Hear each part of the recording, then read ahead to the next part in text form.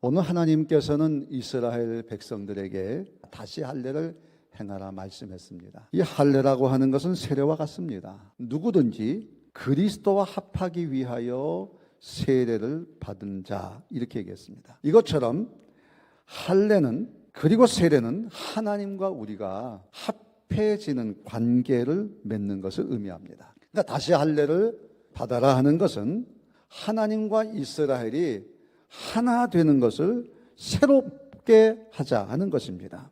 다시 할례를 받으라고 하신 이 세대는 출애굽 2세대입니다. 광야에서 새로 태어난 자들입니다. 출애굽 2세대에게 다시 할례를 받아라 하는 이 관계를 새롭게 하는 것을 통해서 어떻게 하면 하나님 앞에 좋은 기억이 될 것인가, 이것을 생각하는 가운데 은혜를 나누려고 합니다. 두 가지를 말씀드리겠습니다. 첫 번째, 할례는 하나님의 사랑입니다. 하나님의 사랑이라고 하는 것은 하나님의 약속 때문입니다. 하나님께서 아브라함에게 할례를 행하실 때 두 가지 약속을 먼저 하셨어요. 하나는 내 후손을 번성하게 할 것이다. 그리고 다른 하나는 가나안 땅을 줄 것이다.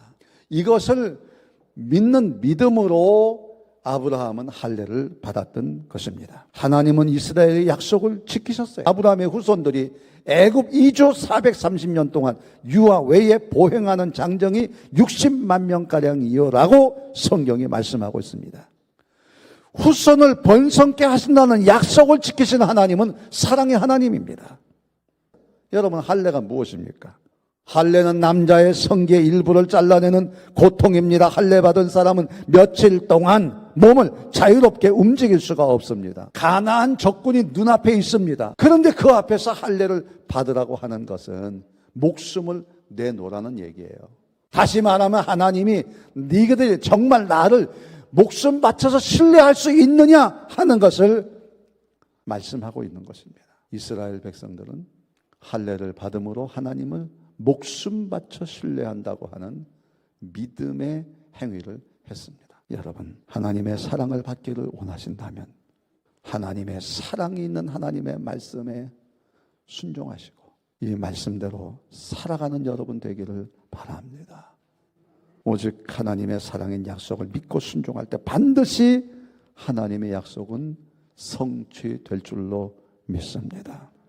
두 번째, 하나님의 구원입니다. 할례가 하나님의 구원이다 하는 것은 할례 받는 자에게 주시는 그 하나님의 은혜가 그 존재의 변화이기 때문에 그렇습니다. 여기 길갈이라고 하는 그 장소 이름이 나오는데 그 뜻이 뭐냐면 굴러간다 하는 거예요. 애굽의 수치는 굴러가고 하나님의 구원의 은혜로 이 하나님의 백성이 됐다고 하는 것입니다. 영광스러운 그런 이름을 가진 존재로서의 변화입니다. 여러분, 할례를 통해서 하나님과 결혼한 이스라엘은 더 이상 애굽의 노예가 아니라 하나님과 결혼한 신부다, 이렇게 얘기합니다. 이사야 선지자가 뭐라고 말씀합니까? 너를 지으신 이가 내 남편이시라. 그의 이름은 만군의 여호와시니라 말씀처럼 우리는 할례를 받음으로 우리의 신분이 이제는 하나님의 사랑받는 신부가 되었다는 것을 말씀하고 있습니다. 다시 할례를 받으라는 명령에 순종해서 애굽의 수치 굴려버리고 가나안의 주인이 되라는 것입니다. 할례는 이스라엘로 애굽의 수치에서 가나안의 영광을 받게 하는 믿음의 헌신으로 승리하게 하셨습니다.